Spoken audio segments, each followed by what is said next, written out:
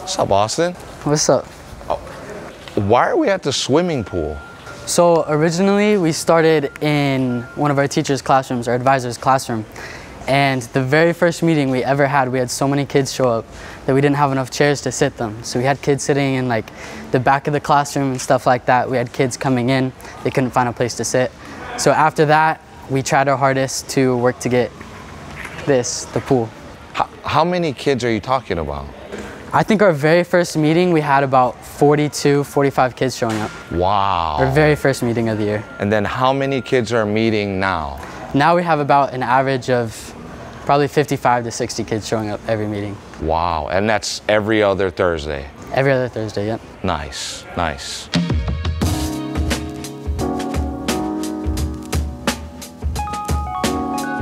I'm Austin McKenna, originally from California. I moved out here about 8 or 9 months ago, August 1st, beginning of the school year, to start my senior year out here at Hilo High. So FCA actually is a worldwide organization. They have huddles and meetings and advisors and things like that all over the world, not just in the US. I've actually been to 3 different high schools, and the 2 back home all had FCA. So I came out here and I decided, you know what, why not, you know, have a little taste from home and start an FCA out here. So there was no, and FCA stands for Fellowship of Christian Athletes. Yes. There was no Fellowship of Christian Athletes here on this island at all? Nope. So this one that you started is brand new? Yeah, we're the very first one on the Big Island. It took about 2 weeks for me to get the paperwork done. It's a lot of paperwork with starting a club. You have to get names and stuff from the kids in the school to show the school that there's kids willing to participate in the club. It took us a while to get, you know, permission to bring like pizzas and stuff like that onto campus and for people to be invited and stuff like that. So it took quite a bit to get it up and running, but once it started, it went decently smooth. I will say, when you look around, like usually when there's people talking and like when you have students come together and they're listening to a speaker or something like that, not in FCA, just like in general in school, you see them like looking around and being unengaged and leaning back and stuff like that. But I mean, from the very first meeting, it was very different. You had kids, I spoke at the first meeting. It took us a while to get guest speakers to come onto campus and stuff like that. So I spoke at the first few meetings, and seeing the kids being engaged in a speaker when they normally wouldn't be and stuff like that, seeing them, the amount of kids that came through the classroom door, I was honestly shocked.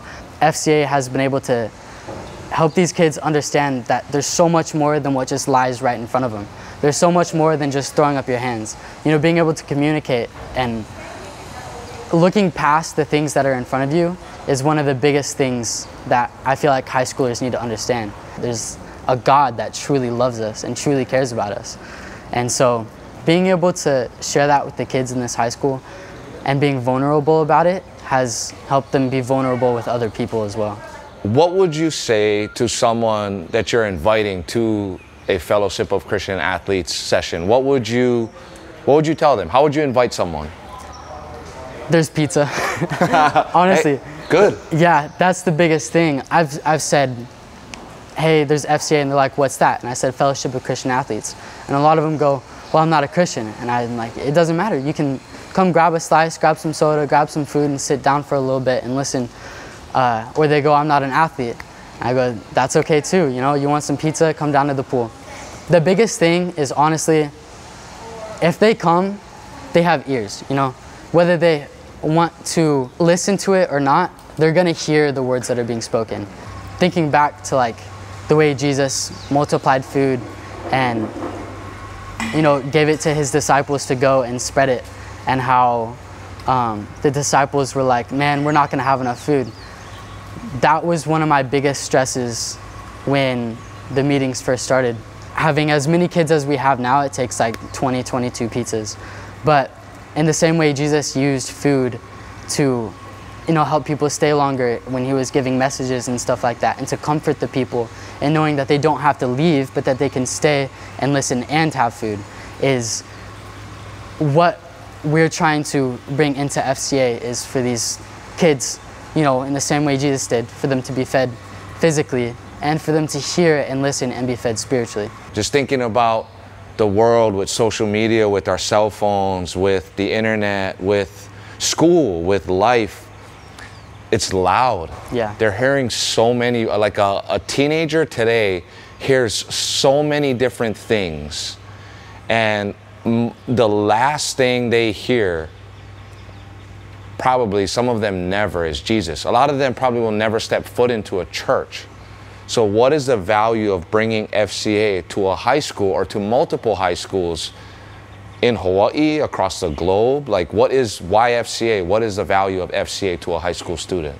The influence that you have on kids at this age, from the ages of, 13, 14 to 18 years old, I would argue is the most influential time of their lives. Being able to think about your future and understand what's truly happening in your life, and understanding your environment and the situations that you put yourself in, and being able to understand that there's so much more than, there's so much more than what we can see and understand.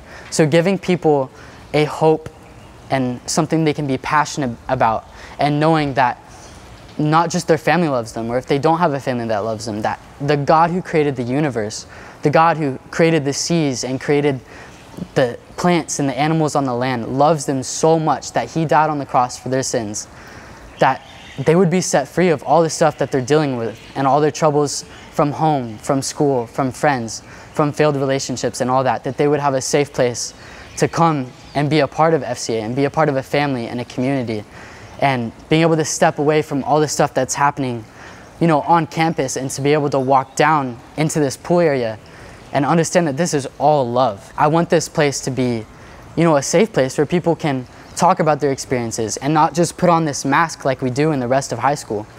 That people would be able to open up and be honest about their feelings and honest about what's in their heart.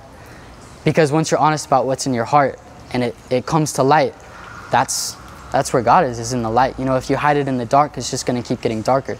But if you bring it into the light, darkness can't thrive in the light.